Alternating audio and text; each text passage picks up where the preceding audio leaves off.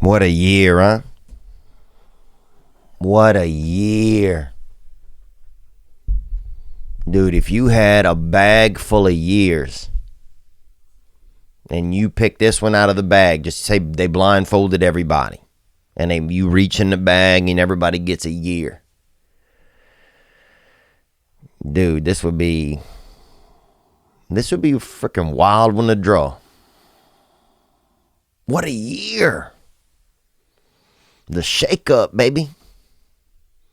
The shake-up. Mother Nature just unleashed that, she unleashed that dirty sauce out into the air. And people getting it. People getting lunged out. On Mother Nature, she threw that dirty dust out into the air. People getting lunged out. People on, just shook. People shocked. People can't, people getting gripped out by the disease. Man, a damn guy in Tennessee blew up a freaking an RV. A good RV. The guy parked it out in front of a Hooters and damn blew it up. And Twin Peaks is better anyway. And I know, and you know it. And I'm not trying to preach at you, but I'm just saying, damn, Twin Peaks is better. All the good, tits. All those good, them front bags, baby. You feel me? All them freaking, them milky headlamps, they've all migrated long ago over to, Twin Peaks. I mean, really, the only people still working at Hooters is orange bitches. Let's be honest, and no offense. El perros de naranjas. But that's the facts. That's the only people still working at Hooters are mostly really teachers' assistants who are afraid to do OnlyFans and orange bitches. That's facts, man. Dude, that is facts, baby. It's the new year.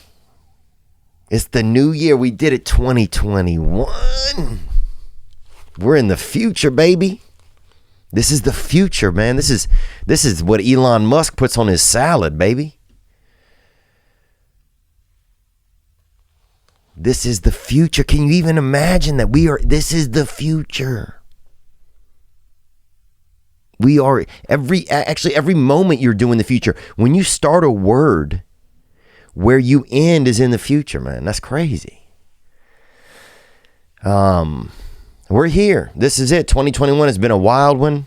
I don't even know if I have any music. Do we have any? You know what? There's something on here. Hold on. Oh, yeah. It's that gentle.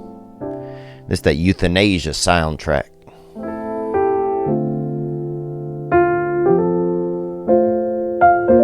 Oh, yeah.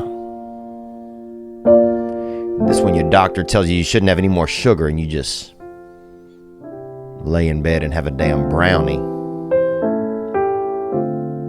Or a snickerdoodle, man. And this is Megan Wofford, Auld Lang Syne.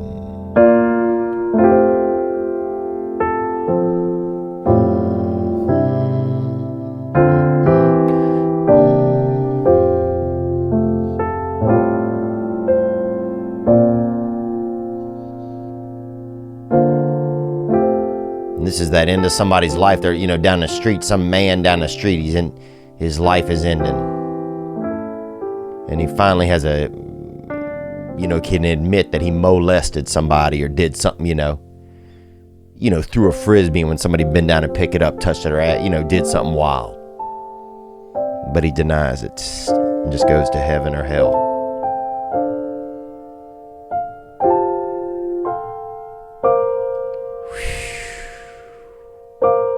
You can hear the frisbee.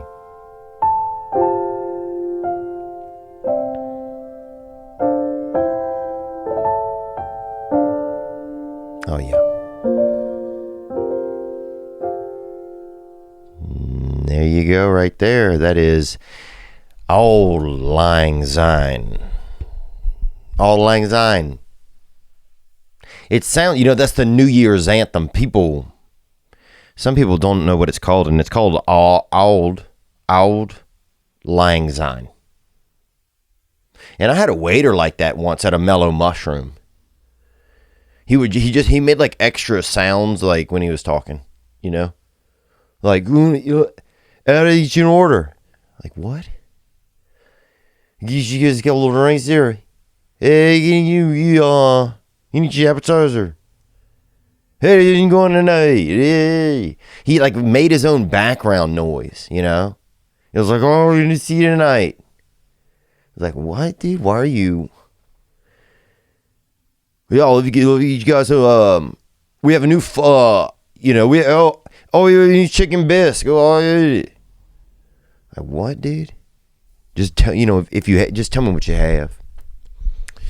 Good to see you guys, and not even see you really, just see you with my heart and with my imagination. But I just can't believe that we're making it this far, and it is getting unique out there. I mean, some fella damn blew up a RV, a decent camper. Okay, that thing slept 6, honey. But in the end, it slept 1. You feel me?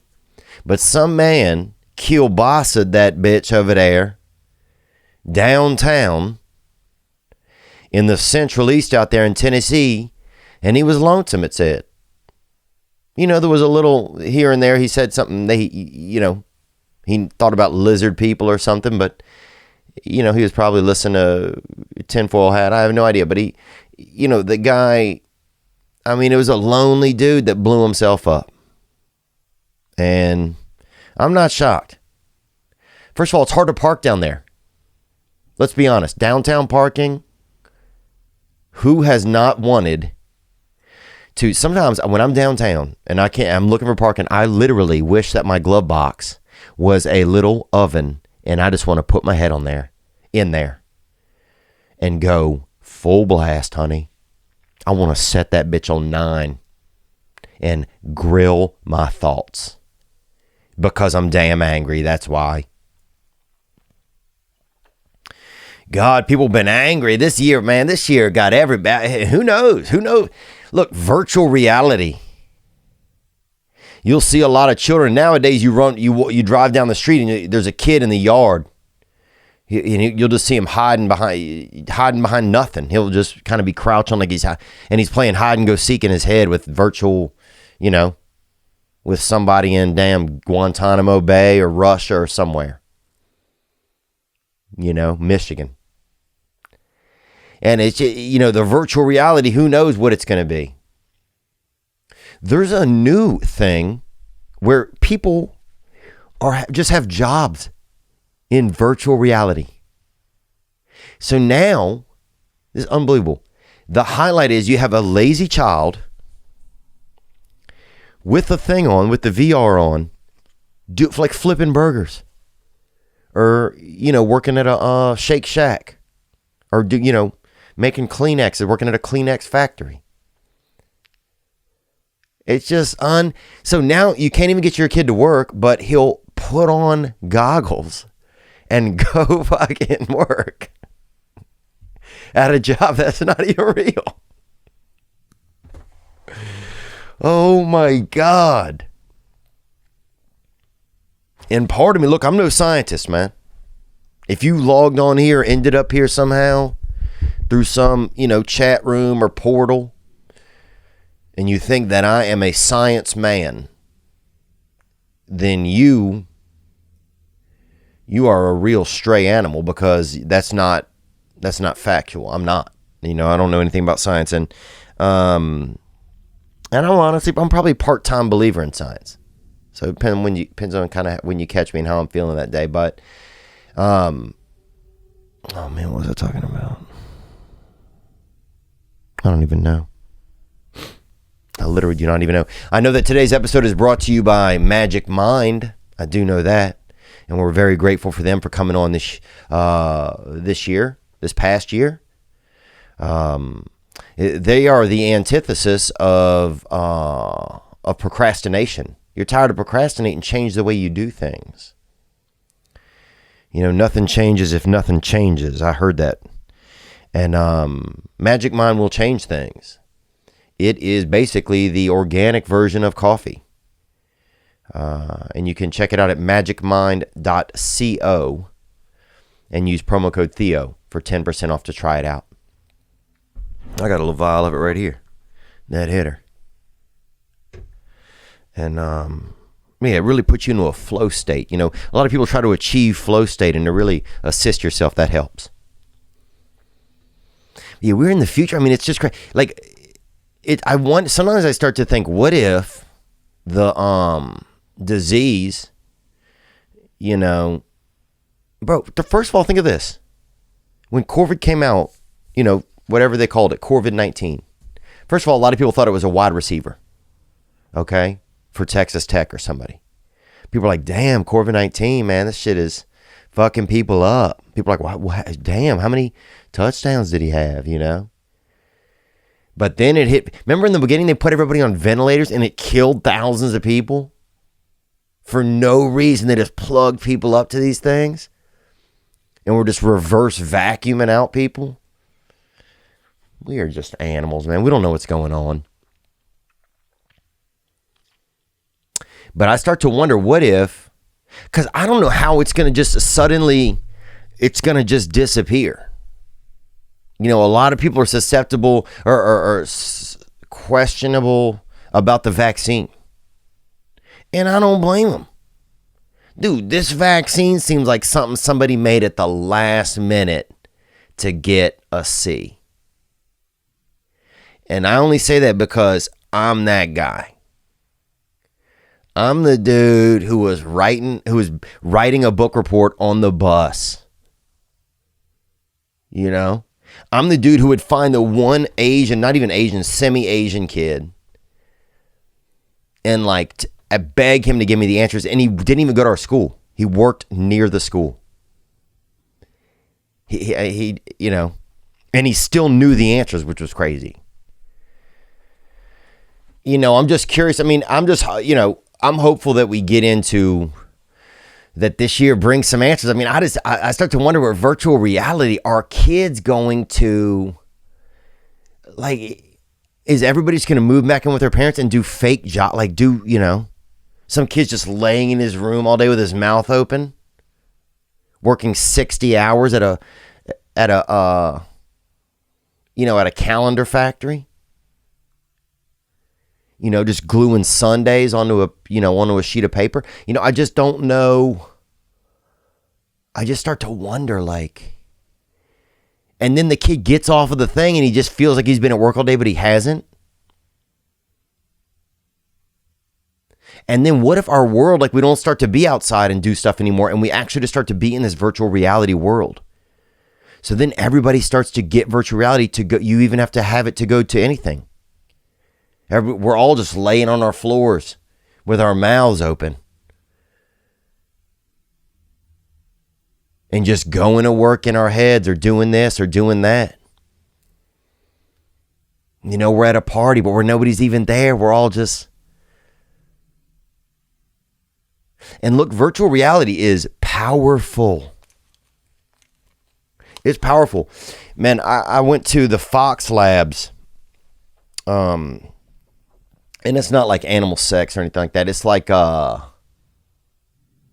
not like endangered species sex. I mean, it's like the network, like Fox Network, Fox Studios in Los Angeles. And they took me in the virtual reality room one time, and they showed me some of the stuff they had.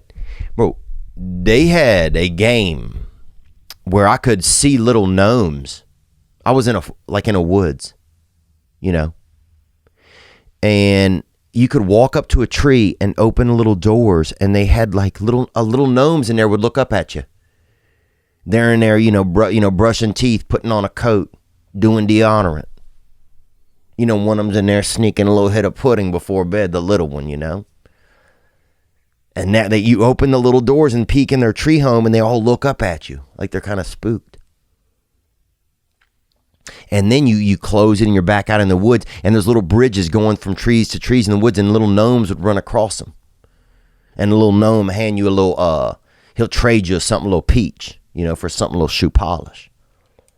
Like prison. He'll trade you fucking, he'll trade you maybe a little bit of light oral, not oral sex, just, just not like a kiss, but just at least whistle in my mouth or something while I touch myself kind of shit. But, anyway, man, I don't know what I'm getting at. I'm just starting to wonder, what are the next futures going to look like? Because for me, I think I kind of evaluate the future come January 1. And that's when I start to look at the past. And so that's when I'm starting to wonder, as I see virtual reality. When I was young, if you want to do virtual reality, you had to do a little bit of acid. Hit your little LSD, you take a little couple grams of, mushrooms, bro. I remember doing mushrooms at school once, and I remember I had on a green shirt, and I thought it was a snake. And so I spent half the day hiding from my left arm. And that's hard to do, bro. That's the real rodeo right there. I know a lot of these guys in the PBR circuit and stuff, they get out there and they do, 8 seconds on Fiasco, that famous bull, but I'd love to see an MFer get out there on about 60 grams of psilocybin and fucking hide from his left arm. That snake. What else? I want to think. I want to let everybody know, January 15th, we are doing a live show. It is myself and Chelsea Lynn, Trailer Trash Tammy. And it's going to be fun, man. She's so creative and she just has so much joy in her. Damn, if you shot a missile at her, joy would blow up all over everybody. So you'd see somebody just damn slip in a puddle of JOY. But I'm so excited about that. I really am. And it's made me feel creative again thinking about that. And we've shot some sketches, and we're going to have some live performers. It's going to be something. And we're trying to pull it all off live. So you can get tickets now. The link will be at the top here in the information.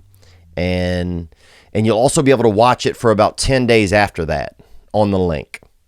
And it's going to be great. We're really putting a lot of effort into it. So I'm excited about that. I'm excited to give everybody like a cool product and just to do something fun with her and to go outside of my comfort zone. And last year I really got in my comfort zone, and I just think I got scared and a lot of times, because, I'd had a couple of years where my career had gotten bigger and I don't know what happened this past year. I think I just got kind of spooked, maybe. I don't know. Stress, lost, everything. You know me. Jesus Christ, man. I'm Hansel and Gretel, bruh. You know what I'm saying? I don't know what the fuck's going on, man. But I'm always missing in the woods, brother. But yeah, you'll be able to grab a ticket to that. And thank you so much for the support in advance. And I'm excited to do something with just really a special female talent, I feel like. And a special talent anyway, no matter if she has, that that vagina or not, daddy gang. And then some of this episode is just going to be flashbacks from the year. And producer Nick and our producer Sean in the Central East, they're going to put together some clips from the year that they really enjoyed. And what else? I went home, I saw my family, man. Everybody got gold chains. I got from I rolled up at the K Jewelers, and this fella Big Anthony in there. Little thick fella, kind of mahogany looking guy. Kind of mixed, maybe he could have been, he was either kind of black and white or maybe Turkish, kind of black and mild, I think. Yeah, he was kind of black and mild, you know. He was beans, but he was rice. You feel me? But anyway, shout out Big Anthony over there off the interstate who hooked me up with, you know, a good deal on a decent amount of silver, brother. And gold, actually. I stopped over there at Kohl's in my hometown and I bought everybody got golded out in my family. So praise God, man. I'm hopeful that they all liked it and the kids got a nice piece of neck work. And I got one, man. You know, nothing crazy, but, you know, sometimes I like to frickin' flex a little. And that's okay, man. Yeah, it was you know, I got, what else is going on, man? What else is going on? Oh, we got a really cool guest that's going to be on later this week. So that's going to be exciting. The holidays were good, man. I drove home. Dude, I went to the slowest Starbucks. I want to say it was in Hattiesburg, Mississippi. And if you haven't been to Mississippi, it's very... I mean, it is like... What is it like, man? It's a little slavey if you're in some places. It's a little like you see some of those houses where you're like, that looks a little slavey.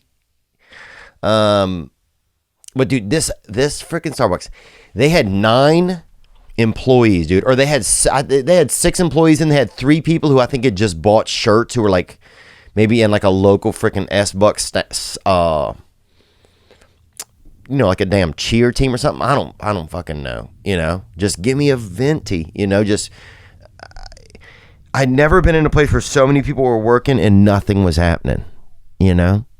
And then this one fella, this big, I mean, Husk Varna, this dude who was built like, I mean, this man was built, you know, and he had that body hair, and he was also, I'll be honest with you, this fellow was probably homoerotic. And because I would tell you, because each time he picked the ticket, he would say, I'm Simeon, and I'm the bad boy that's going to be handling your beverage. And at first, it's cute. It's kind of funny. You're like, okay, Simeon out here. You know, this MF about to wrangle a damn, you know, a chocolate, you know, whatever it is, Spanish, you know, custard, medium. And the shit would take forever, bro. The shit would take forever. So, anyway, I don't even have a story about that. I don't know. It's just like, if you work somewhere, then just work there. All you got to do, it's like customer service has gotten shitty. It's gotten shitty, man. And maybe it's just, I don't know. Maybe, and it may, you know, maybe I'm just complaining. But I had to wait 25 minutes for a nice coffee. And in today's society, I could understand if it's 1800 and you got to go down the street, you got to hustle the beans, you know. You got to trade your daughter's, you know, virginity for a sack of good coffee, and you got to come back up. You got to grind it yourself. You know, you got to send your lady to the stream to pick up a batch of H2O. She's got to come back. You got to get a fire stick or a hot rock and beat it in the water, you know. I understand if that's the thing. But these bastards they're basically sitting at the mission control of coffee. They got machines. They got grinders. They got gravity bongs. They got anything you could want in there to put together coffee, flavor, or essence, and water and get you out the door. And this big bastard, Simeon, is over there drawing fucking reefs, you know, damn coral reefs or whatever into the coffee, you know, and drawing he put one thing, he told the lady it was like a kiss, like a lips kiss. Bitch, get the coffees. Get the coffee, Simeon. Jesus, man. I mean, literally, I stopped. And I just shouldn't have stopped. I should have left. And that's my choice, man. That's my choice. When I can't handle it and I stay. That's my choice. So this year, do I have any better choices? I just want to find more gratitude. I want to be more grateful. I should be grateful to live on a planet where I can pull over and ask 9 people to help me get a coffee, and a half hour later, I can have one. I should be grateful. You know? But I had a nice time with my family, man. I got to see my sisters. I got to see my beautiful nieces. They're growing up. My sister-in-law is just a real... Man, she just worked so hard to put together a nice Christmas for us. And I got to spend time with my mother, man, and it was nice. You know, it was really nice, man. We had a couple moments that I thought were just nice moments. You know, and I'm just proud of my mother, man. You know, I know she listens to this podcast, and I just want to say I'm proud of you, Ma. You know, I think I'm proud of you. So I hope you know that. But what do we have, man? For you guys, man, I got my love for you. I love you. And thank you so much for being a part of this, man. We've been doing podcasts for over 4 years now. And that's a lot, man. And what else? I went to jiu-jitsu a bunch the past 2 weeks. Man, if you're struggling with some stuff in your life, man, get into jiu-jitsu, man. I'm sure that I'll lose an arm here in the next week or two. And, you know, I'm sure my life won't be the same. I'm sure that I'm going to have arthritis or something in a month. But there's just something about it. There's just something about it. So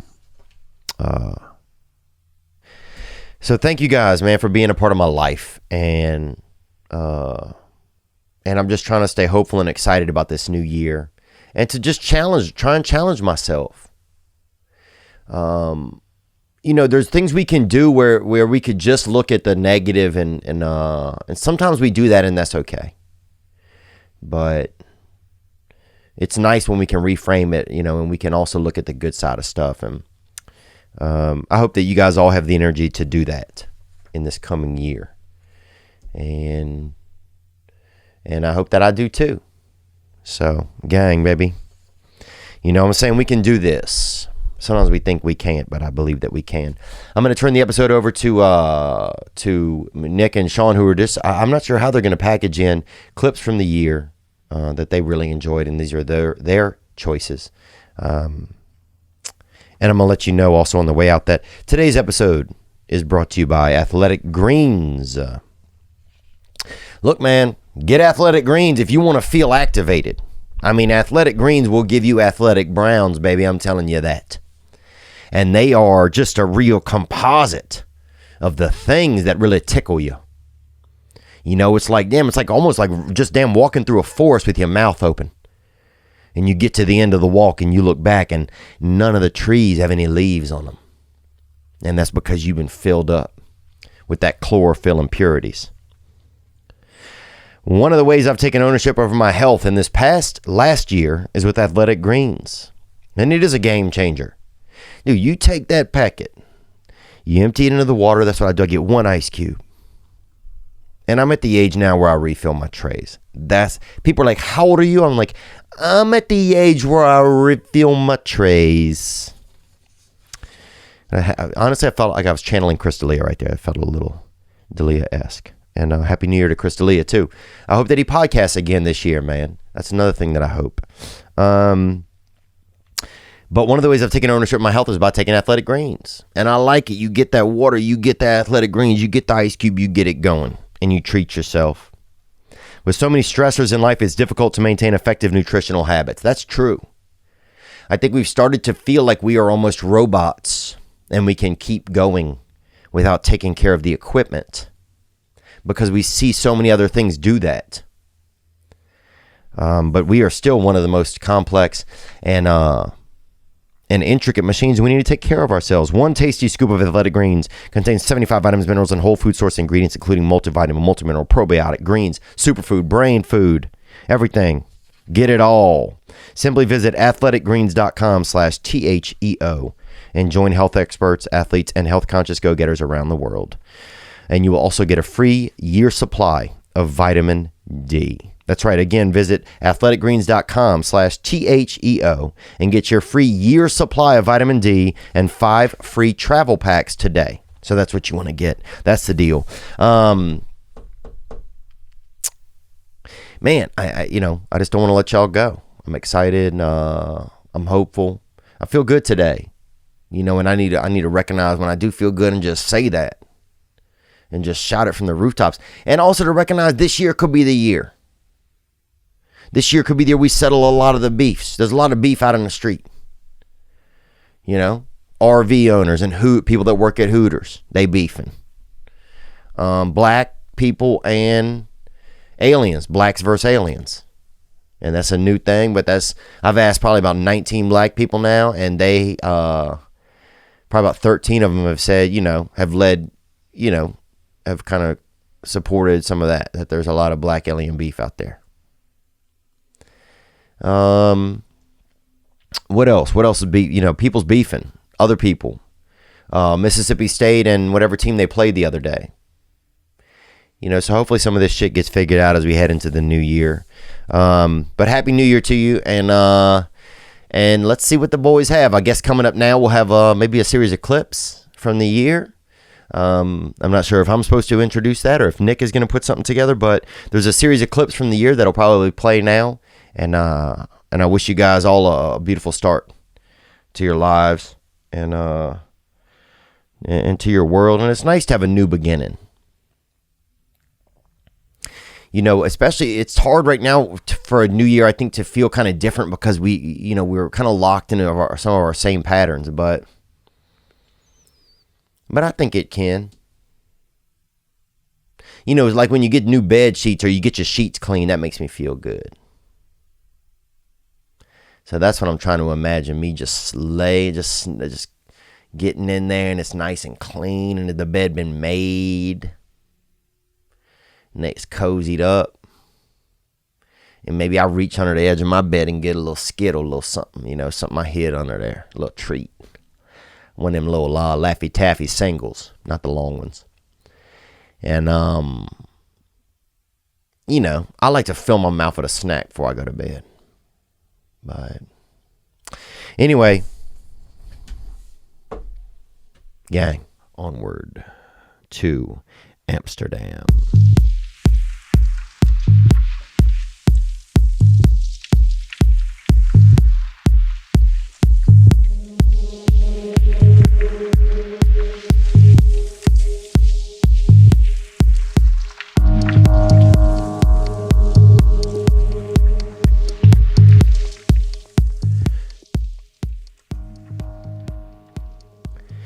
And that is a hit from Amsterdam. Hysix is the name of that band. Hysicks. With that regional hit called Made in Amsterdam. And that's a strong, you could feel the beat in there. You could feel the undertones and the different overtones as well. Amsterdam, the Dutch, baby. The Dutch. By far some of the most aerodynamic people you'll ever see. I mean, the Dutch are downhill. They're downhill individuals. They are in motion. IMD, baby, the in motion Dutch. You don't see a lot of still Dutch. Name 70 still Dutch. Nobody can, brother, okay? They're in motion. Doesn't matter. They're on a tram. They're on roller skates. They're sewing a magic carpet and riding on it at the same time. The Dutch are doing things. If you don't have any missiles, fill your freaking Dutch buddy's mouth up with gunpowder and send him on his way, bruh. He'll get the job done. They are movers. Tell someone in Amsterdam to keep a secret, no problem. They will never stop long enough to even share what you told them. I mean, everywhere you go in Amsterdam, they're just get on a train, on a bike, on a boat, on a bird, on a rumor, on a breeze. It's just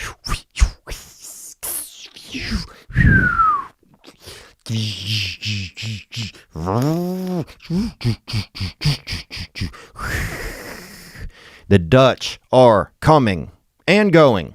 I saw a dude pass by on a Falcon putting on skis and worried he was going to be late for a regional avalanche. They are on the move. Where are you going, brother? Oh, there's a ship. You know, there's a unicycle. There's a bicycle. Doxycycline. Rocky Johnson. I'm catching him. He's headed to heaven. Yeah, got to catch the 5 train, man, to a canoe, to a Uber pool that actually drains into a real pool, and it's a whirlpool. And then I'm meeting Joran Vandersloot, and hopefully the Bermuda Triangle will still be open because we got to be there. I can't believe they let people get high there. There's way too many moving parts. It's almost like trying to smoke a blunt in the middle of a game of Tetris on difficult. I mean, I can't. Being high there, just everywhere. It'd be like being high in a conveyor belt factory, bruh. Nah, fam. Nah. Maybe, catch me. I'll be in the hammock area. But Amsterdam, the Dutch, man, I'm telling you, they're aerodynamic for a reason because they're on the move. And look, if you see a Dutch person, this is how you see them. That's a Dutch. Oh, what's that? Oh, that's a Dutch. Whoa, dang. Whoa. Man, what was it? Oh, a Dutch? What was that? Oh, dang.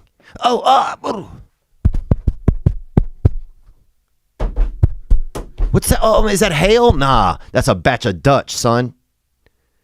The Dutch are coming and going. They're in motion. Whoa. Somebody just pulled the floor out from under me. Nah, that's a shift, son. That's plate tectonic Dutch. Beautiful city, beautiful people, but you got to be ready to move. To move. Everything's in, even the cows there, they running, bro. They're not grazing. They don't. You'll see a cow jump over the moon. Dude, and do it a couple times that day. Everything there. On the go. You get a steak at night, there's no meat on it. This cow, damn. Who's this? Carl Lewis? This thing ran right out of his own meat. And the steak be like a damn nugget, bro. Like a beef nugget. You could throw it up in the air. And that's nothing, bro. You got a mouth full of Amster steak. Stay Dutch, baby. I got a debate for y'all. Raising Cane's or Chick-fil-A? Raising Gang, gang, go Tigers. Gang, bro. Damn, dog. Raising Cane, duh. What? Raising Cane, duh. I don't think so, bro. Damn Chick-fil-A, Raising Cane. Bro, you tell me you got LSU. Oh my God, no comparison. You tell me you make it through the Atlanta airport without hitting a Chick-fil-A, showing up at the counter, seeing the beautiful fucking girls that work at the counter. Admit it, they got the best looking women that work at the counter. You know when I started eating Chick-fil-A? Huh? When I came home from prison, flying in airports. Yeah. Oh yeah, you fly Delta, do you? Yeah. So I was raised on It's no other chicken finger. That was the first chicken. I never ate Zaxby's. Yeah. I still ain't ate that. Zaxby's, man. I still ain't ate that shit in Atlanta. I looked at it. I say no. Yeah. They tell me this the new Raising Cane. I looked at it. I say hell no. Cause I was raised on Raising Cane. Since the first ones in Louisiana. I was raised there. Yeah. But dude, Chick-fil-A, man, you get that little chicken sandwich. You open that bitch up. It's in that foil, bruh. That thing looking at you like a little newborn baby. Got that pickle on its back. I done ate it before, but I just don't like them soggy ass pickles. All right. Y'all got them soggy ass pickles. The ice cream pretty good. Damn, okay. The fucking nuggets too small. One of those nuggets is 3 McDonald's nuggets. Now come on, I'll fire Chick-fil-A ass up. Now I like Chick-fil-A, but they ain't messing with no Raising Cane, dog. What's your idea of that, man? Like truck driver wild bird meat, you know? Do you think it might be going to his brain a little bit? Anyways, man, thanks. I hope you're doing good. Thanks, brother. Back at you, man. Oh, I think if you have a little bit of stretch, brother, ain't nothing wrong with you. You know, there ain't nothing wrong. You wake up in the morning, have a couple eggs, and a hit of stretch. You know? Not everybody gets to have ostrich. So maybe, you know, you should, you know, your brother's lucky to have that delicacy, baby. You know, some people that say you can't eat this and you can't eat that. And I say this, watch me. Okay? Unless you're going to come by my house and stand by my plate, I might have a little something. Okay? Sometime I might have me a little cut of hawk. All right? I might have me a little basket of, or half, I might have me half a basket of seal nuggets. All right? Y'all don't tell me what I can have and what I can't. Y'all never know. I might have a little bit of canary brittle before I shut it down for the night. I might have some adolescent back ribs. I might bring a 9 in the joint and have a Popeye's chicken sandwich, okay? I might have something rare. I might have a little bit of, I might have some Doberman on brioche or some carp tarts or some goldfish fillets with a little bit of reindeer remoulade drizzle. Everybody has different desires. So if you got a little bit of stretch over there, if your lady's visiting another man and dropping off a little bit of that freaking long neck O meat to him, well, more power to him, bro. That's family. You know, what I hate the most is when my sister drives past my house and don't bring me shit. So thank you for calling, man. And I hope everybody out there drops off some rare meat to somebody that they love. He does have a different accent, so maybe that's how they would say my name. You get a lot of French fans, dude. That one guy. Yeah, that guy was from France. Somebody sent in a question Really? from France. Was that guy really from France, you think, or was he just saying that? Yeah, he was really. Oh, that guy's from France. He had a weird sound. Who would to it. just say I'm from France? I don't know. Yeah. But you're right, though. Maybe he lied. He could lie. Yeah, I'm not saying he's a liar. Sorry, man. I'll say it. He could be. I'll say it. I'll take the pressure off you.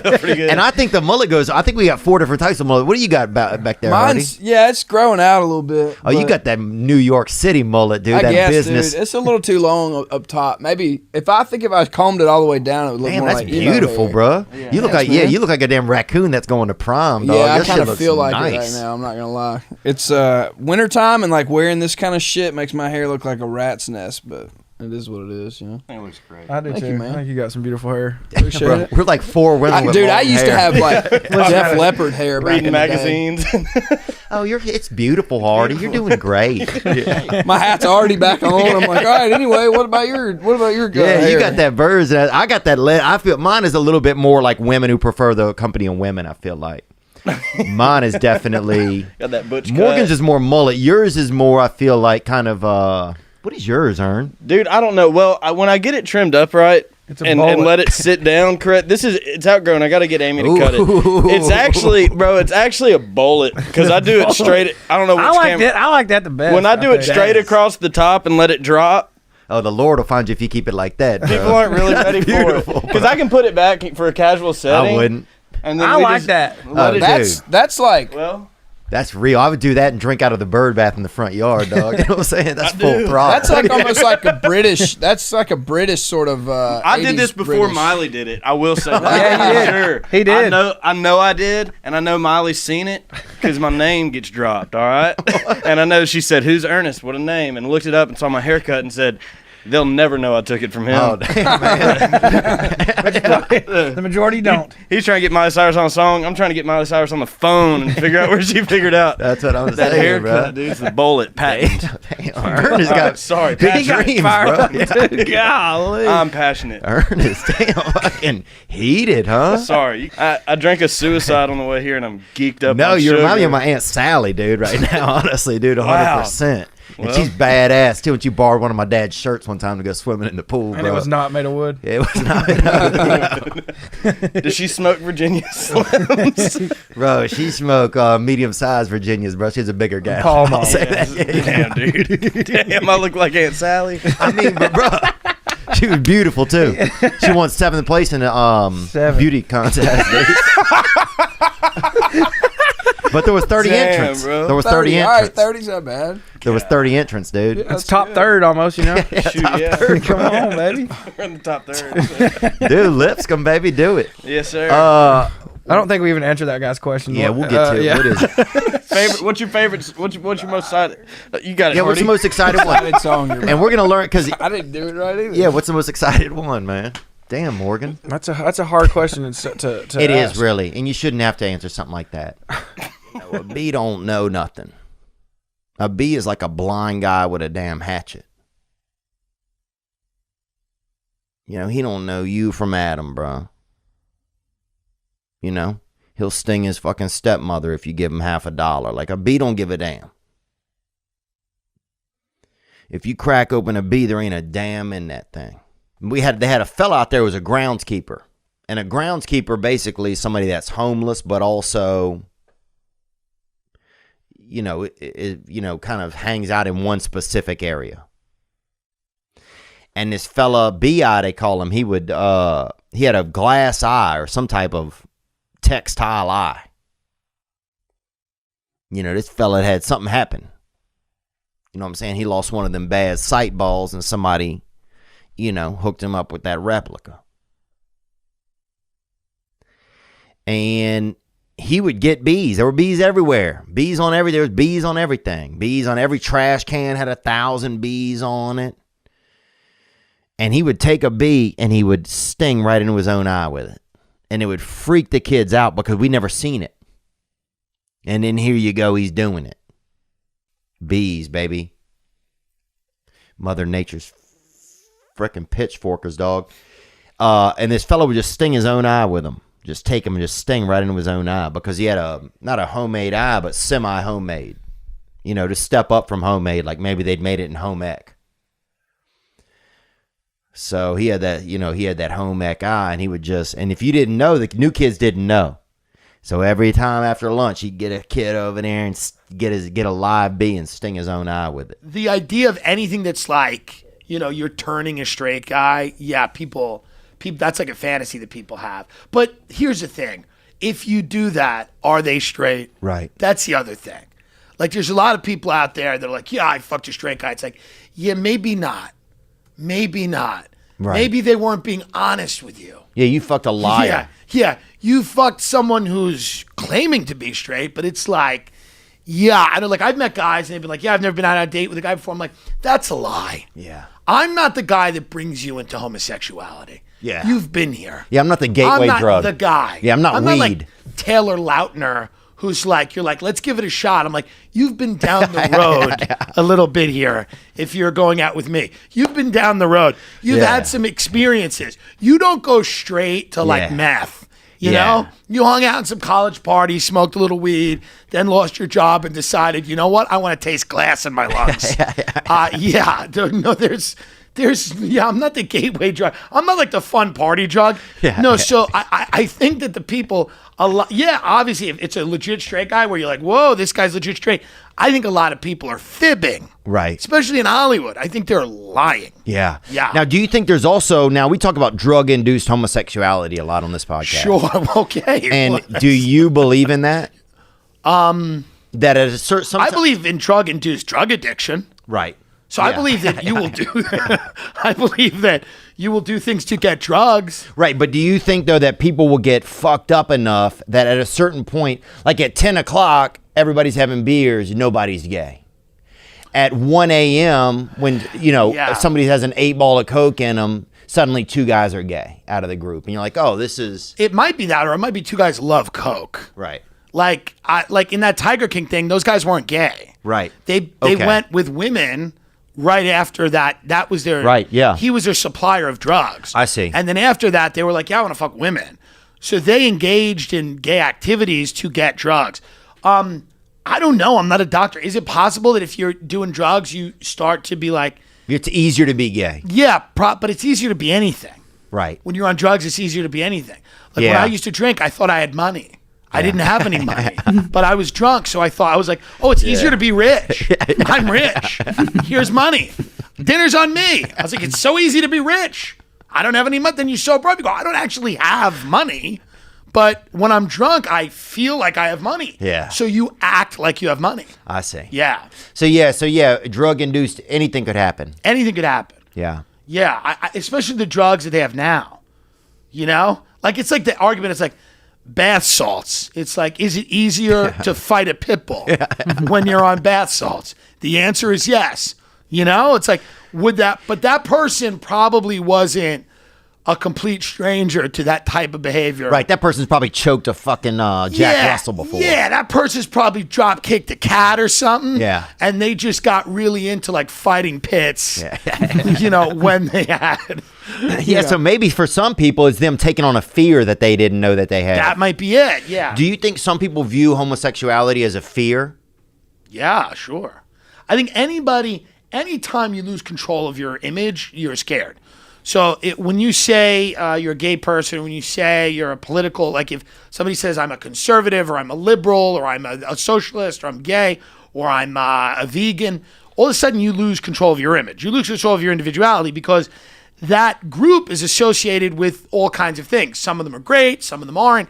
So the minute that people view you as a member of a group, it's scary. And if people lose their ability to like manage their own image, and then people are like, oh, well, you're gay. Are you like this? Are you going to act like this or whatever? So I think the fear is the stigma that's attached to that group. Okay. So for a while, there's a stigma attached to homosexuality, and I'm sure there still is in many parts of the country and everywhere. So the stigma, people fear that. Do you feel like you get hit on by more Mexican men or probably on the apps? I don't really answer a lot of the app things, but I could see that though. Yeah, I do well with like Mexicans. Yeah, I don't go out with that. Mexicans. That white delight, I bet they hit on them. Yeah, and I'm not racist, but I just don't ever I never. Oh, really? Yeah, no, I just, I what feel it like is. a Mexican man would be easy to date, kind of, especially because there's a language barrier. I've gone out with Spanish guys. I don't know actually, like when you say Mexican, I think of like some guy, like a 5'4", just a guy in a truck. Okay, Good dude in a truck who doesn't speak English. Like Now I know Steve that Trevino, kind of. That's a racist thing, but I've never been out with an official 100% Mexican guy. Right. But I've gone out with guys that were Hispanic. But a lot of guys hit on me that are like from other parts of the world. Wow. Yeah, white people are not into it. Interesting. Yeah. I think I'm the symbol of. I think a bigger white guy is a symbol of prosperity to other races. Ooh, I could see that. Yeah. So I think.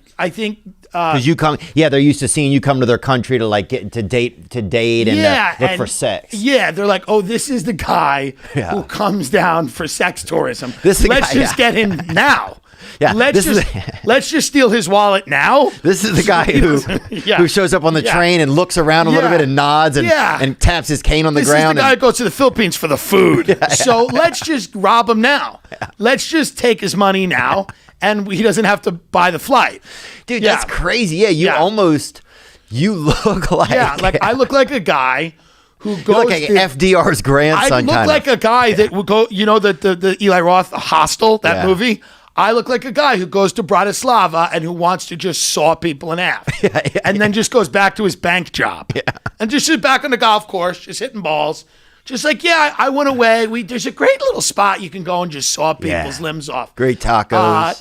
Good tacos. A lot of fun. So I think those people see me and they're like, oh, good, fat white guy, Wow, maybe that's prosperous. interesting. Yeah. Yeah, I could. Yeah, that's totally wild. Yeah, you seem like the guy who made like the Monopoly. That old guy, like his son, like kind of one of his sons that Yeah, went to I like look a like nice a guy school. that didn't earn the money, but somehow I have it. Yeah, Like I didn't earn it. I didn't come up with the thing. yeah, But like I'm Orville Redenbacher's great grandson. yeah. And we just made Lonnie Redenbacher. Lonnie yeah. Redenbacher. I just made my living popping corn. And I just sit at the local bar and I'm real free with my opinions.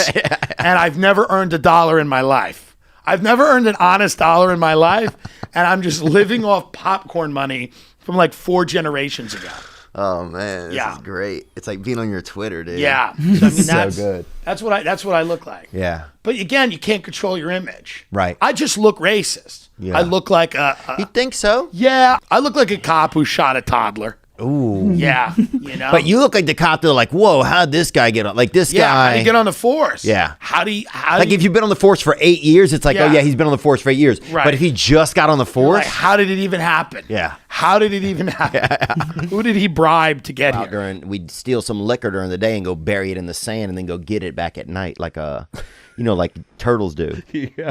And so then we'd dig it up at night and go drink it, and then we'd meet up with strangers on the beach, strange women. God, I met dude. this girl that was in the Wiccan one time, Witchcraftery. What the fuck? And me and she wasn't into it. She was in it. She was doing it. She was literally walking on the beach in the middle of the night. No, man. At age 15, dude, and I don't know what we did, but we did something, man. That is always the creepiest story, and especially on the receiving end. As a kid, it's a cool story. But when you're a father and your kids come back from the beach saying that shit, because my son did it in Maui. They came running back in.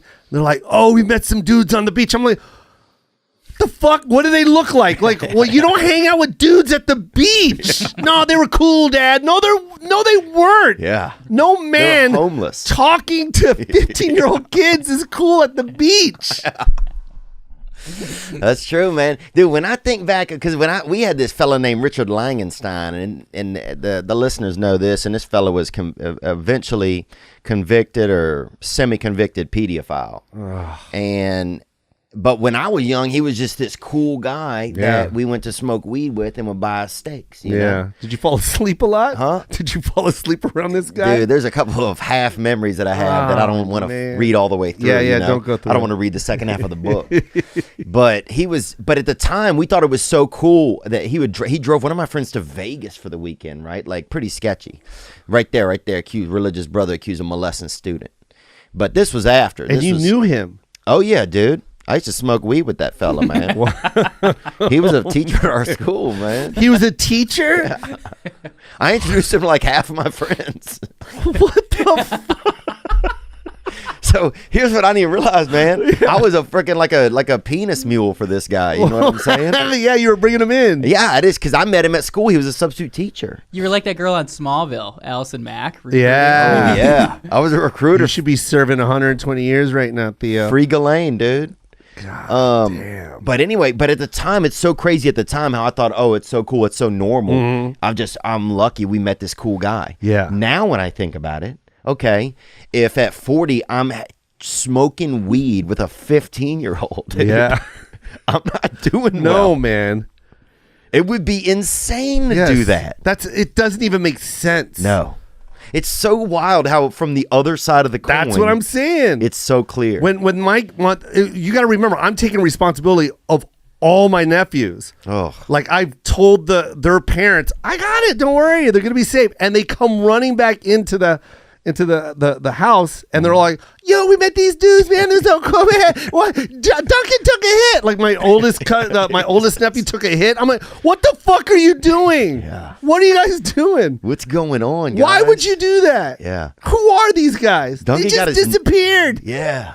Duncan got his nails done by some guy. Like, what? I feel weird if I hang out with Gianni. He's only 24. Yeah, that's a good point, That's actually. 8 years. Does it feel weird? 15? Yeah. Yeah, man. If I get a DM or anything like that, it's always like, "Hey, man, thank you so much, kid. Yeah. Tell your mom and dad I said hi." I swear to God, I don't. I mean, hey, tell your father, Mr. Coy, says thank you. All right, man. Do your homework. It's sketchy now, especially, dude. Hell no. I'll ask a girl straight up if they're going to try to Me Too me or not. Yeah, you should. Yeah. Yeah. Just so I have it in writing. Yeah. You know? Yeah, that's good. Like, wait, this girl's me to me and said she wasn't going to meet to Yeah, me? wait a minute. You said clearly you weren't. Yeah. What? Yeah, what's going on here? That coronavirus, man. COVID-19. Well, I don't know if you guys know or not, but the primate center that I grew up around in Covington, Louisiana, and where they had us out there wrangling chimps, and when I was probably, I don't even know. I don't even know how tall I was, maybe titty high on a middle-aged woman. Top of the titty, but, they gave that same center where monkeys escaped in my hometown growing up, they gave them $40 million to fight this virus. Or to try and cure it. Dude, I'm telling you this, man. In my town, bro, they ain't curing shit, man. You know what I'm saying, dude? No doubt. I'm not saying, but look, they got a Popeyes 4 blocks from the freaking primate center. Nobody's curing shit around there. I'm not saying they're not doing a decent job or this or that, or they're not going to test and do the test and stuff. But look, if you come down by the Chafuncta River and you expect us to solve it all, save the world, we're not doing that. We don't do that. We want the monkeys to have a little fun. We want everybody to flare up a little. We doing Mardi Gras. We doing recipes. We ain't doing all of the bullshit. Saving everybody. That's not us. Somebody has to go. Somebody has to go to heaven. Somebody has to go to hell. I grew up in the stray animal belt. So you come down and you can pump 200 billion. You could put $1 billion in. 200 billion, baby, or 1 billion. And look, I'm telling you, you'd be better off just buying you a dozen of fresh oyster with a little bit of bread pudding dessert and calling it a wrap, son. And save your monkey. And save your money, too. Learn the dirty 100%. behaviors, you know? The N-word. First time I ever heard the N-word, I was in first grade, and these black kids came into our neighborhood. We lived in like a poor white neighborhood, and there was a poor black neighborhood, like across Nebraska, or not Nebraska, I forget. Well, dude, that's pretty far then. If you're thinking, no, that was the street name, not the. Oh, right on, bro. Yeah, and so I'm like, damn, this dude did not live by black people. If he said they fucking lived a state away. So I'm like, wow. They were in bro. Nebraska and we were in Florida, and it was scary, man. I gotta be honest with you, it was touch and go at times. Yeah, dude, definitely. I mean, we heard stories. Oh yeah, the rumor mill. I saw a note in a bottle one time in the river. Yeah, it was crazy. Watch out for the blacks. Yeah. They're coming, and then you look over your shoulder real quick.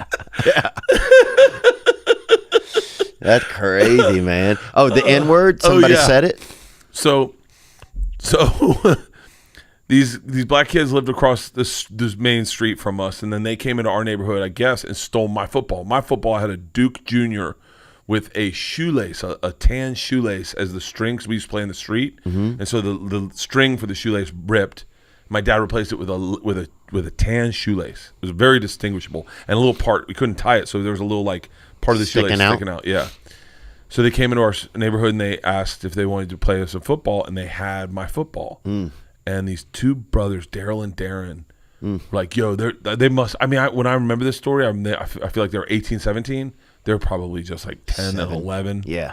And I was 6. Yeah. And they were like, yo, that's his football. And they were like, no, this is his football. This other little black kid.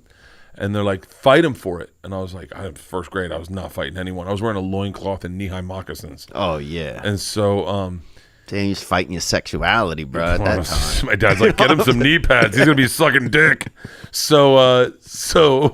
Yeah. So... And he's going to need knee pads to do it. What a pussy. That's the crazy part, man. What about the good old days, man? When you would suck dick with no your knees pads. and you suck a dick. Be a man about it. Yeah, bro. Support the union. You freak. What kind of gay guy puts on knee pads? Yeah, dude. Suck it dick like a man, man. A backup gay dude. That's You mind if I pull my socks up?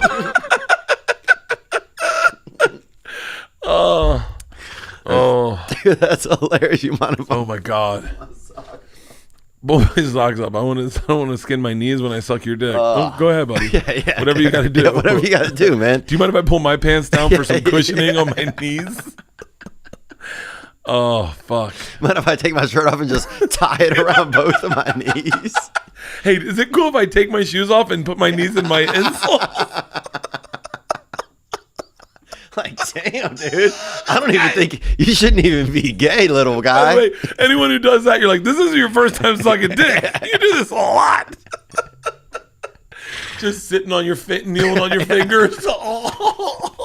Bro, actually, if you had to blow some dude, that's not a bad. Like, I would go through all of those things before you gotta have some ways to get out of it. You know? I've gone down on my wife on the side of the bed with my knees on the wood floors. And that's crazy. Huh? Grab a pillow, put them under your knees. Yeah. But anyway, so these black kids come in the neighborhood and they're like, fight this kid. And I was like, I've never been in a fist fight. I don't want to be in a fist fight.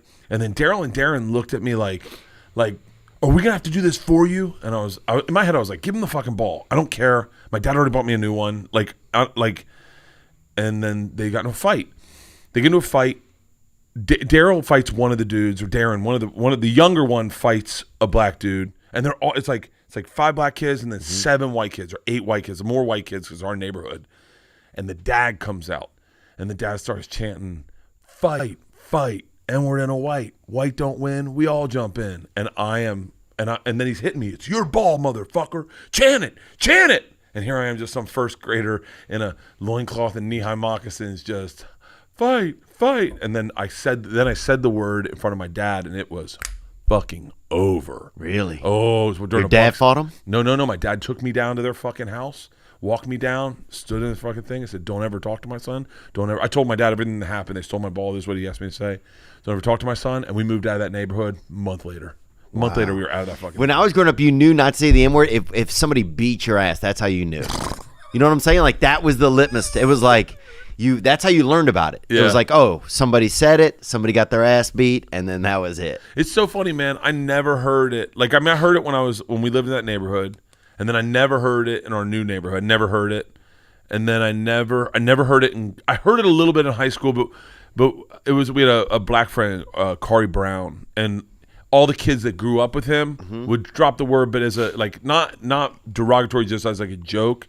If it was like in a Louis C.K. way, if it was the punchline of a joke, meaning towards Corey but very lighthearted. And they were like guys that he grew up with his whole life. And then I heard it a lot in college. I heard it I went to Florida State and we were segregated. It was like FAMU and Florida State. So I heard it a lot in college. FAMU was more black college? 100%. Yeah. And I used to drive the black chicks. They'd call. They always lived in one dorm. It's so funny. I ran into this woman the other day who went, a black chick my age, who went to Florida State. And I said, hey, did you ever take Safe Escort? That's what I drive them around campus in like a K car. Do you remember a K car? Pull up a K car, can you? It was like the fucking biggest beater you could ever have. Yeah. I think it's called a K car or a Q car. It's like an old. Yeah. That was it. Oh yeah, Renault. That's a Renault, isn't it? Chrysler K. That was but it was white, and man, what would happen is you knew if the black chicks called on a Saturday night. Because it was just taking people to the libraries where you're supposed to go. Okay. But if the black chicks called on a Saturday night, you knew they wanted to go to FAMU from Florida State. Okay. And we weren't allowed to drive to FAMU. But once they got in the car, you had to take them wherever they went. So what would happen was they go, we have a pickup at Debney Hall. Based on 111, I have a pickup at Debney Hall. Her name's LaQuisha. And you go, okay. You'd be like, how many passengers? And like, just one. That's what they say. And so you'd pull up, and then she'd like wave to you. And you go, hey. And as she waved, they'd pile in the other side of the car. And she'd get in. They go, we're going to FAMU, bitch. I loved it, though, because I love hip-hop. So I would just talk hip-hop with them the entire time. I learned about Wu-Tang Clan that way. I bought the Method Man album through them. I learned about Suave House, MJG and 8 Ball. It was like, damn. It was like the funnest for me because I loved hip-hop. Oh, yeah. And so I'd be like, what are you guys listening to? And I was driving them for like fucking 20 minutes, so... And y'all were listening to what? Hip hop? There was no player in there. Sometimes they'd have. And we all wearing seatbelts and everything? No, there'd be so many people in no seatbelt. I was back when seatbelts were like. People didn't even die back then, dude. Who wore seatbelts? Yeah, dude. I see my kids putting on seatbelts. I'm like, what are you guys? Need knee pads for blowjobs? What do you got to put your shoes in your knees and your Asics before you blow a guy, huh, kids? Take out your inserts. Yeah. You know, I took some biscuit out there to the lake to feed to some ducks.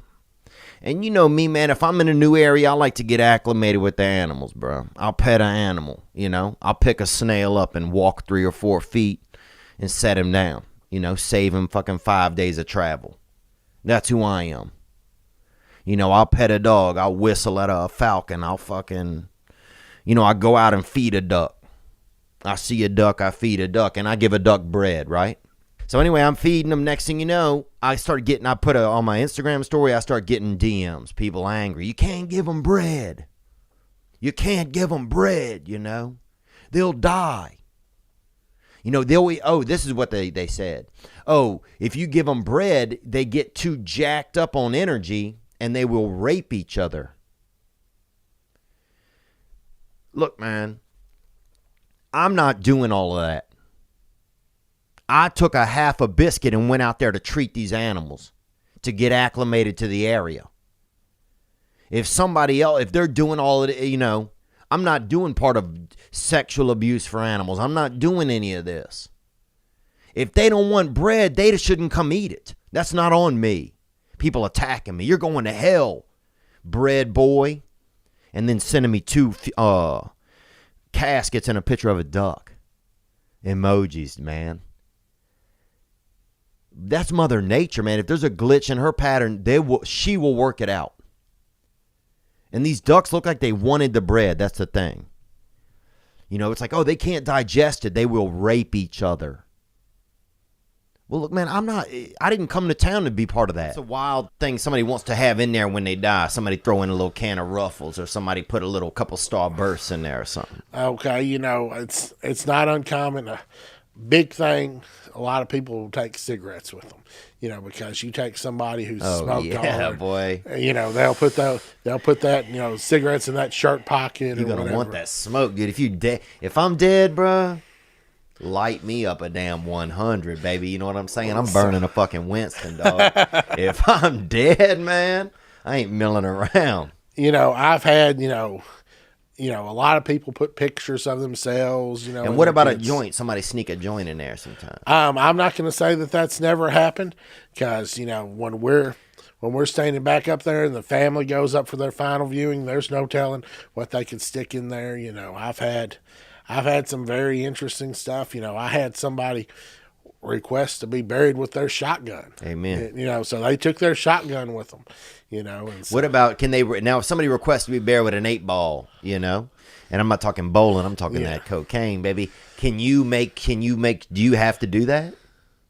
Well, the thing about it is, since that would be an illegal drug, you know, we wouldn't be required to do that. But, you know, if somebody were to bring that in and, you know, stick it up under the foot of the casket, you know, I don't keep a drug sniffing dog at the funeral home, so it might just go on through, you know, it might just go with them. It might go with them, yeah. So. Yeah, that's one thing. There's no TSA when you flying up to heaven, man. That's right. That's right. You're not gonna be searched, you know, so. Now, what's the wildest thing somebody's put in there? Somebody ever put something that's a little too big in there? You know, somebody try to put a little chainsaw or a leaf blower or something if somebody died doing during a dangerous, you know, leaf blowing or something, you know? You know, I've never put, I don't think, any power tools in there, but. I'd go with a damn sander or something, you know? So, what are you going to use that sander for? Who knows? But but I'll tell you this: if you show up and you the only dude with a sander, you're gonna be steady working. That's right, but we're not supposed to work in the afterlife. But I'm sure there's a couple opportunities to make a little. You coin. Always want a side hustle, don't you? Can somebody get buried with their money if they want to? If they want to bring it in, they could get buried with it. Have you ever had somebody that was their request and they put it in there?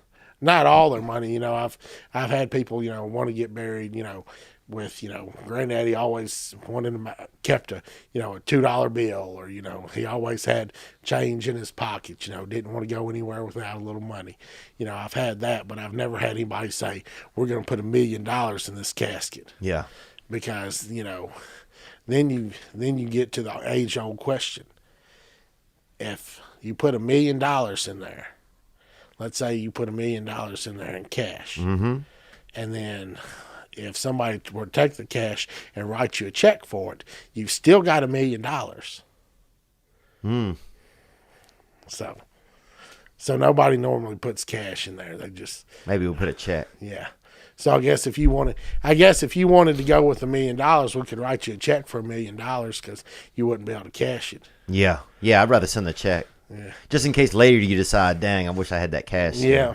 Yeah. Have you ever stolen anything from anybody? No, sir. That'd be bad for business. Yeah, it'd be bad for business, man.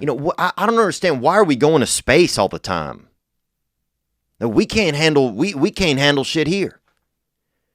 2 out of 7 Americans can't swim, and we out there getting in the deep end of the galaxy with no floaties on, bro. You see what they send these dudes out there in? This thing like a damn 84 Chevy Blazer. Sometimes the thing they send these dudes out there. I just don't understand what we're doing. It's so like.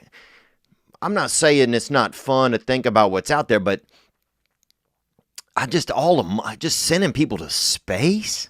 We send 2 dudes out of Florida, a couple spring break addicts every time. Down here in Florida, we blasting 2 bad boys out there. It's like, come on, going to space, the moon. That's the thing. Oh, we had a couple fellas on the moon. Dude, being on the moon is kind of like that guy that gets on at a pool party who gets up on the roof of the house. He's like, I'm going to look at me. Bruh, you ain't doing much up there, buddy. There ain't nothing up there for you, man. And it seems like a cool idea. He's climbing up. Yeah. Then he gets up there. It's like, man, there's no vending machines. There's only the opportunity for real failure. There's only, you're going to end up in the white section of World Star hip hop videos, daddy. I'm just saying, man, it's time to get back to the roots. We got to focus on our own little space that's going on here. Hey, bro, this Chief calling from Texas. What's up, Chief? What up, Chief, boy? And this fella probably huffing on that bag. You don't get the name Chief these days. Chief used to be a Native American superior term. If you're a captain of the Native Americans, if you basically the Chris Prattajawea, if you's a real, if you that top dog in the feather, in that feather club, then you would get that name Chief. But more recently, Chief is more of little Gary does a lot of chief in that hay. Sucking on that gas, bro, puffing that goo, that herb, baby, that weed, huffing that nasty. He huffing that Mr. McGregor's gunpowder, dog. I'm talking about marijuana. I'm talking about that puff, pow. I'm talking about that pow to your brain, that dope weed. Onward. I was watching the podcast, the fucking Ladies' Night one, whatever the fuck that was. Yeah, it was Ladies' Night, brother. Onward. Watching that shit just now, you said, what do you think is going to go away in the near future? Talking about people getting their temps taken and shit like that. Right, we were talking about people last episode. We were talking about people getting their temperatures taken when you go to an event. You go somewhere, and now in the future, they might, take your temperature, check you for snot. They might, touch your kid's little ass or something, see if it's hot. See if you bringing in a little Timothy or whatever with that hot ass. Because you can't do it. You can't do that. You're not going to be able to do that as well. You bring in that up temperature, Timothy, it's not going to go over well with others. Let's hear more, brother. Thank you for the call. What's going to go away, I think, you know, you're not from Texas like I am, you know, but they probably had 10 or 15 Mexican restaurants in Louisiana. What's going to go away, though, is chips and queso and chips and salsa, son. That shit is done, homie. That's not going to be on the menu no more, son, unless you get it individually. It's not an appetizer no more. You know what I'm saying? Because what's everybody doing? They're getting the chips, bringing chips to the dip, putting it straight in their mouth, going back to the chips, going back to the dip, putting it back straight in their mouth. Damn. You know, lean with it, rock with it, huh? You know, you can't sanitize every time you touch a chip. You know what I mean? Them chips are just going to be too salty after a while. So yeah, RIP to queso and salsa, gang. Gang, bro. Man, wow, I hadn't thought about that. Yeah, you're going to each person will have to bring a couple of their own chips from home. But yeah, you can't have that group. You can't have that swimming pool in the middle of the table. That little cheese fucking strip mall in the middle of the table, and everybody's just scooping in, getting this. Picking up a pair of Adidas or picking up a pair of, Motorola or something, or get some speakers or some fucking Chinese food. That Chang chop, you know? That's going to be interesting, man. Yeah, that could be one thing that could go away. Now you got to bring a couple chips from home or something. You got to write, your name on the chip. Darren. Lil Ricky. And Lil Ricky got 4 chips. And Darren got 9 chips. Darren's big ass got 9 chips. And Hector over there, and he got, chips running his family, so he got 40 chips. Come on, Hector. No, you got 40 chips, bro? Shoot the 9-pointer, papa. And I can't imagine y'all aren't doing swinging. And there's a lot of swinging out there in the Midwest, too, especially in Missouri. Oh, do you encounter any of that? No. I mean, do you hear any stories of it? Or is there any? No, actually, if there's mostly what I see is men that are single out there picking up the lot lizards. Okay. And they'll get what they want and then send them on their way. And then they stop to the next truck. You got to worry about them girls sometimes, because I've been told that they can actually lay underneath your trailer. And as you're coming out to, say, if you're a man, you're standing out there taking a piss. They cut your ankle. They can cut you. Cut you in the back of the ankle, like on Hostel. And rob your ass, just like Hostel. And you got to watch them. I've watched them at night when I just pulled in and it's 2 o'clock in the morning. And it's been raining. I'll see, it's actually raining. There's a woman walking around in a pair of shorts and high heels. And she's tapping on each door. Not? Well, it's dark. Can't really tell. That helps. But you see her, going from door to door to door to truck to truck to truck. Oh, yeah. And then the next thing you know, she disappears for about 20 minutes. And then she's out again. You'll see a light on in the truck. That's the dome. Then that's like, that's the dome, all right. I know what you're doing, And then she'll come out. But I've seen them walk around the trucks like they're looking for shit. Right. Or maybe they're going to disconnect something or pull something. You got to watch them because you don't know what they're doing. Started running into the same fella that in a car right up alongside of me, just grinning and waving, from his car. And I'm like, hey, how you doing? And I'm driving on, next thing I know, he's blowing his horn. So I glance down and he's got his junk hanging out. Oh, wow. Okay. His penis, huh? Yeah. Oh, yeah. Wow. Dear then God. He backs off. Okay. Then he comes back up alongside of me again. He's grinning even bigger this time. Oh, yeah. His pants are down to his knees this time. Okay. Well, I'm sitting here just driving, like literally wanting to put my hand next to my face, and just kiss here. Because I'll slow down, for them to speed up a little bit. Then they'll go back. And then they'll keep alongside of me the whole time, no matter what I'm doing. Oh, yeah. Regardless of the traffic that's going on around us. It's just you and them in the world, right, huh? It's like y'all are slow dancing. Right. I saw this guy 5 separate occasions, same stretch of 65 in Indiana, and I named him Jerk Off Jim. Oh, yeah. He's out there, huh? He painted his steering wheel. Did he? Oh, yes, he did. What color? The white. Ooh. That body glaze, I bet. Yeah. Damn. Nasty. So you could see his penis. Now, can you see from your perspective? Yeah, it's the perfect view. You can see over to the driver's side. I can see everything. Wow. Inside of a vehicle. A 4-wheeler. So if I'm driving, right, and I have my penis out. Yes. And you're in a rig. Yes. How can you see my wiener? Can you see it through the front window? No, it's from the side, your side window, the passenger side. So you can see from the passenger, from if you're where you passing are. me, Wow. say you're passing me in the fast lane, I'm in the slow lane, it's 2-lane highway, like I-65 is through Indiana. Yeah, I could see everything inside of your vehicle. Your back seat, front seat, driver's So if seat. I put my penis out, you could see it. I could see everything. That's awesome. I could almost count the hairs. Oh, wow. Almost. Hell yeah. Look, I didn't know y'all had such good sights. Oh, it's a going hell on. of a view. It's the upstairs view from, seeing y'all from downstairs. It was like, remember when you got one of those shitty, those Sprint phones, those Nextels or whatever? But you could call people, but then you could just you could talk to one person. So you could call anybody you wanted, but then you'd be in the middle of a call, like, yeah, everything's going good. And then your cousin or somebody, fire department, whoever, the only other person that had to walk you, your girlfriend, she's like, we need some fucking milk.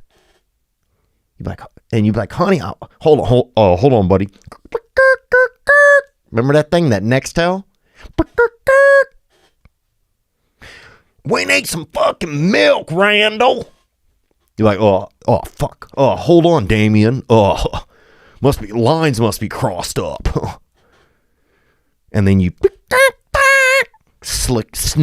click over. Hey, I'm sorry. I'll be right there. There's a long line. There ain't no fucking line. You're lying. Oh, I'm sorry, man. I gotta go, bruh. Remember that fucking Nextel? That bitch was bright orange, dude. It looked like they had it colored because it looked like you were gonna need to be rescued. Like anytime you get that bright colored shit, bruh, that's fucking.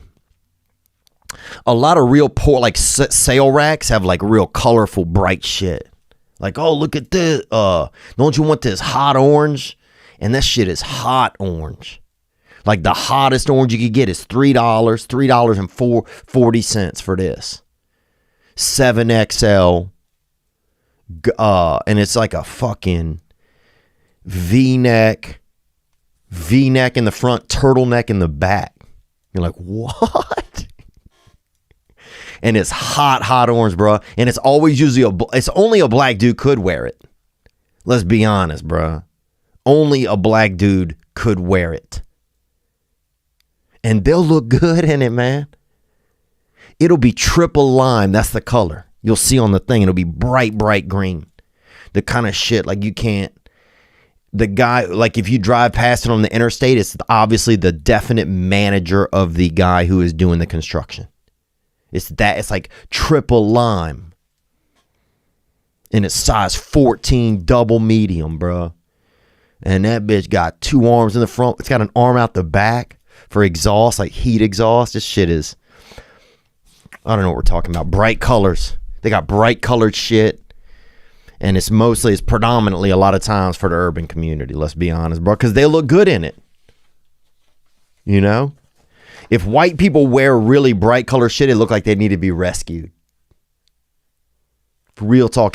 Black people wear something, that's triple lime. Oh, Ernie got that triple lime header on. Oh. He must be getting married, you know? Oh, he got that triple lime fucking overcoat with that double vanilla cummerbund, bro. Oh, he must be doing a wedding. I don't know what a crepe is, but I didn't care. Once I saw this lady working there, I said, all right, you know, I'll eat them until, you know, she and I are married if I have to. They had a girl in there and I saw her and, you know, I made some small talk and it was awkward because we both had masks on, you know. Having a mask on, it's kind of like the beginning of like Shrek or whatever. You know, because you don't know how anybody really, you're not getting the full package. You're just kind of getting that Japanese package of somebody. You know, kind of snout up or mid snout upwards. You know, you're kind of getting that, you know, like everybody's kind of a Desert Nine. You know, when they got that Middle Eastern, you know, a lot of Middle Eastern women, they wear the kind of that word yarmulke, whatever it is, that muffler. You know, they wear that front muffler. You can't see them. I was in Saudi Arabia one time at the airport, and they had a man there, and fat fella, I'll be honest with you, he really was. And if I could think of another word to describe him, I would use it. But I cannot, and this man was what you would call a fat fella. And he had about 5 women with him, all of his wives, and they all had on that, just that little kind of, they're all wearing like a what's behind door number 1 kind of curtain right on their face. You know, you can't see them all. So that's called that Desert 9, or that Desert 8. Everybody's kind of a Desert 9 when you can only see the eyes. So she said, I don't know what she said. She might have, who knows? She could have been calling the police. But I was like, oh, do you have, maybe we should watch the fight sometime. And that was kind of weird because I don't even know kind of how she responded, if she was like, yeah, or maybe, or, and then I was like, oh, do you have a boyfriend? And that's how I said it too. Like, do you have a boyfriend? Like, I just got so, I was just strung up, just like when you see a rabbit and he's got one of his legs caught in in that wire, do you have a boyfriend? And that's how I was verbally. I was that verbal kind of hung rabbit. And then she'd like given me like my plate and fork and knife that comes with your food that you order, and you just go sit down at your table and then it comes out. And I was the only person in there. So now I have to sit, and this is where I really messed up. I sat facing the counter. I sat facing her at the counter. And then I had to sit there and just eat a crepe, which is the loneliest, saddest thing you can eat as a rejected man. It almost feels like one of those Japanese game shows, like, oh, you lost, you eat the crepes, And so I'm sitting there just eating this sad, every bite tasted like this girl did not like me. But I did it. I went in there. I asked her out. She didn't, there was no option. And I asked her name again, and then I sat and point blank ate a crepe in front of this woman. Very, very sad. So I went to the park this morning to get a little bit of heat, a little free heat from the sunshine, A little bit of that vitamin D straight from the vitamin God. You feel me? I'm talking straight off the tit of the Lord, the sky. And just catch that free heat right in my face and neck. This man, I heard this old man, he's like, he goes, Charlie, get over here. Charlie, get over here. And I thought it was two, kind of drug-induced homosexual men doing, splitting up a gram or a vial of speed. But then I look over and this man, who, I'll be honest, this man looked like duty, bro. This man looked like just duty. And he's yelling at this dog. Because the dog smelled something or saw this. And the dog, he's over there, he's investigating. He might have a little bit of hound in him or a little bit of Investigator Gadget or whatever that guy's name was. Remember that show? But the dog, he's sniffing on an orange peel or doing something, or smelling a park needle or something or whatever. And the man's like, Sharks, get over here! Just yelling at him. And Charlie, first of all, Charlie was way healthier. This man looked like somebody had shaved his whole body with like a 1 or like a 1.5. He had a fade like on his arms, shoulders, everything. Just real bristly looking dude. Kind of guy, he looked like he was like a pipe cleaner. Remember pipe cleaners? Remember in school sometime if you was one of the weirdo kids and at the art class, they would give you these pipe cleaners and say, hey, do something with this. And you'd be like, well, what do I do? They'd be like, we don't know, just do something. We hoping you graduate soon because nobody could stand you, you know? And yeah, this dude, I'm thinking, man, this dog. And then the dog comes over by me. And now I'm kind of pissed because I'm sitting there trying to do a little bit of legal work or whatever, you know, writing stuff and drawing. And this man's, Charlie, leave him alone. So I said, dude, Charlie ain't messing with me, man. I said, you messing with me by yelling. You messing with everybody, sir. And fuck it. Just, I don't know, man. And the dog went over to him, and I just felt like, I don't know, when Charlie left, dude, I felt like, damn, bro. Charlie don't want to be with that man, and that man treats him bad. That's how I felt, dude.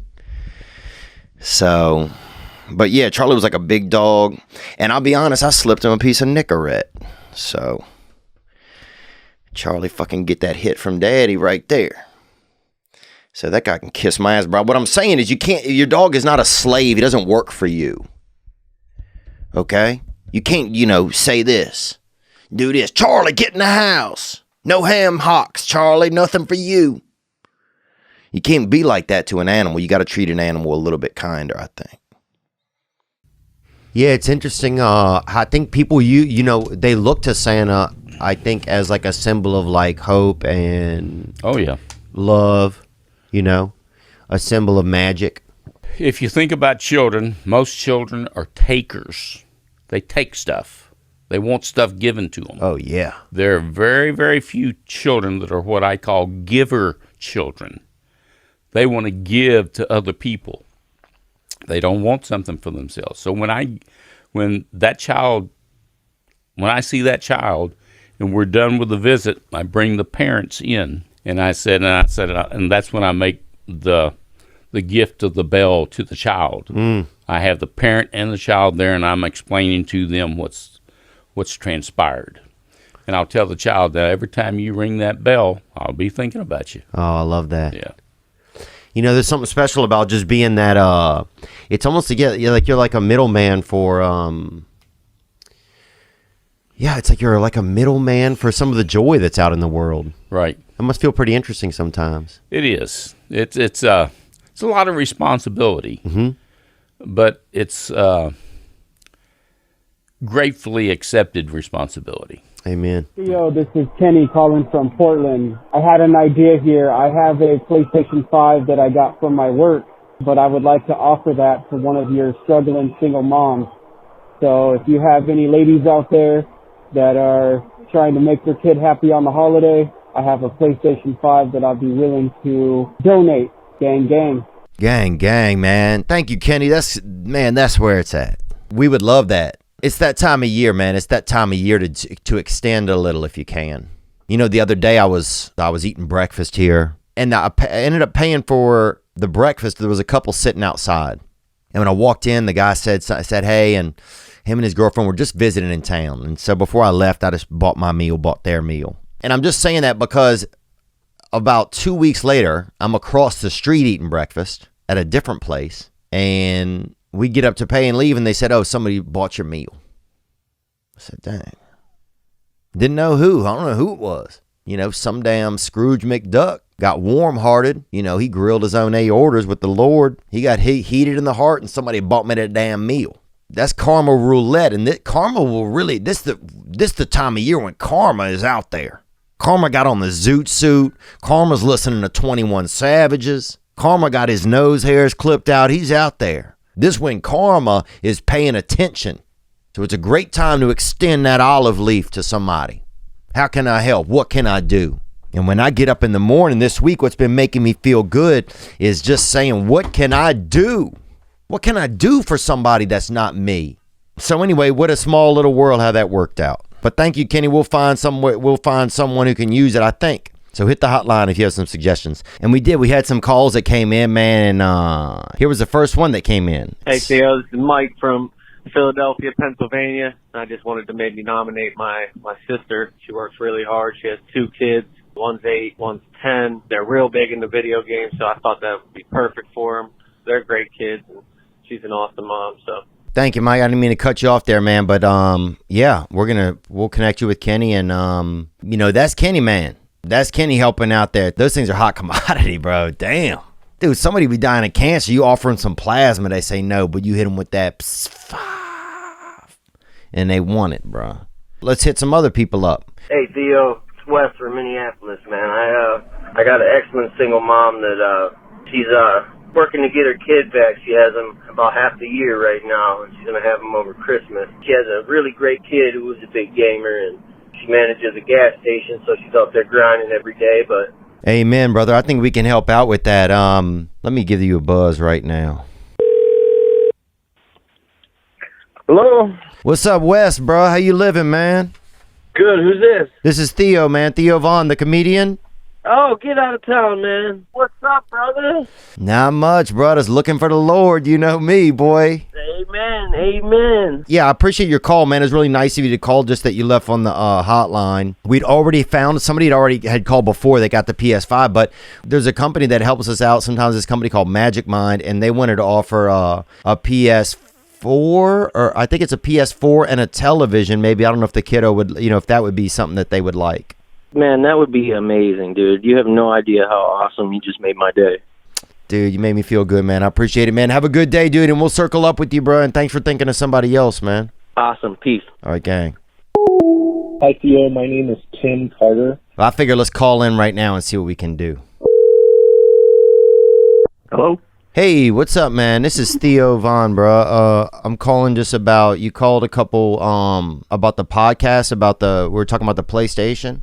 Yes, sir. My gosh. Wow. How are you? Thank you so much for calling. Oh, yeah, man. No worries, man. Thank you for calling, bro. So we gave away the PlayStation. Somebody else had called before you, but we want to do something nice. Maybe we could just at least set you guys up with like a gift card or something, maybe to Best Buy or to some other place. Wow, Theo. I just don't know what to say, man. I wasn't expecting this at all, and I think that's a great idea. And that'll be just such a great Christmas. This is her first Christmas in Portland, and that'll just be so awesome. So awesome. Thank you. Man, thank you, bro. I don't know these people, but it's just, it's your own kindness and your own thinking about somebody else. And it's funny how one thing like that kind of spurns the other ones, All right, gang, Tim, bro, be good, man. Okay, thank you. All right, cheers, brother. Hi, Theo. This is Susie again. I'm a single mom. I have been looking for this PS5 everywhere, and I'm trying to get it for my daughter for Christmas.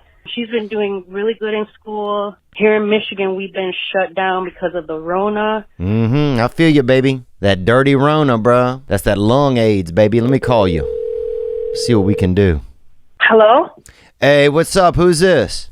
Hey, it's Susie. What up, Susie? What up, Theo? How are you? Mara, Theo's on the phone. I want to thank you, first of all, just for thinking of somebody else and just, calling and leaving your voicemail. I thought it was really sweet of you. The problem is we already gave away the PS5, but I wanted to try and think of something else that we could do that you think would be nice. Oh, my God, I don't even know what to say. How about this? I know it's kind of impersonal, but what if we just gave you like a $500 gift card and you could do something nice for you guys, something that you wanted to do? I know it's not a PS5, but No, I appreciate it so much. We've been struggling. I mean, I try to, my attitude is always positive, but just to hear from you is just wow. I'm speechless. Well, that's sweet of you. Thanks. Thank you for making my day, and thanks for the nice words.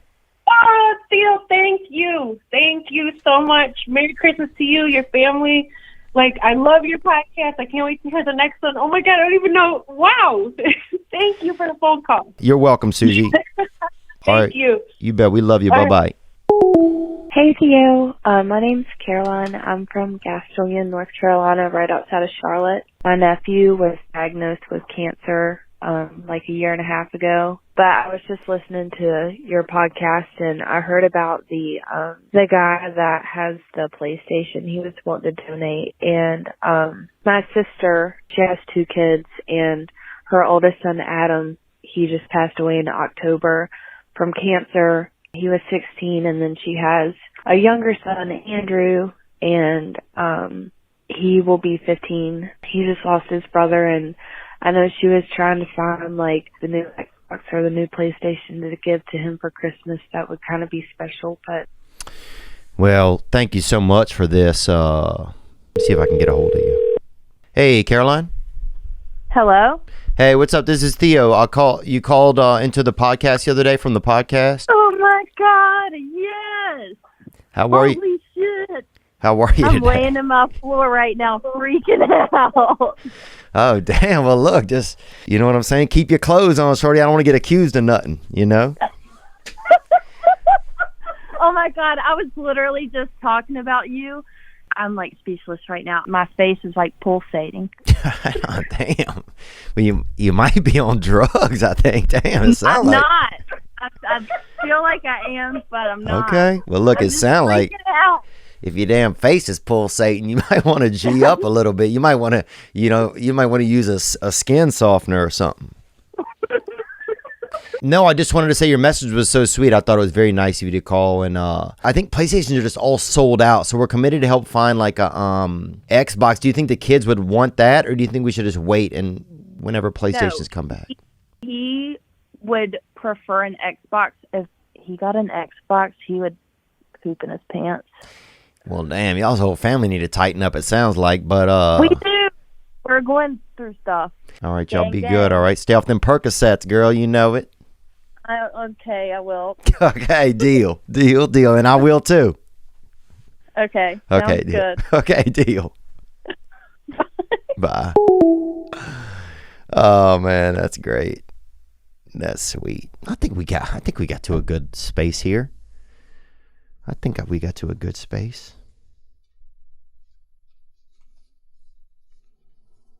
You know? These are our lives, man. These are our lives. These are our lives, and we got to live them. You know, we got to live them. So if you're struggling with some motivation, I really hope that you find it and just take that next step. Take a small step, and a few small steps make a big step, and a few big steps make a real distance. This is our lives, you know, and we all have different ways that we go about fighting.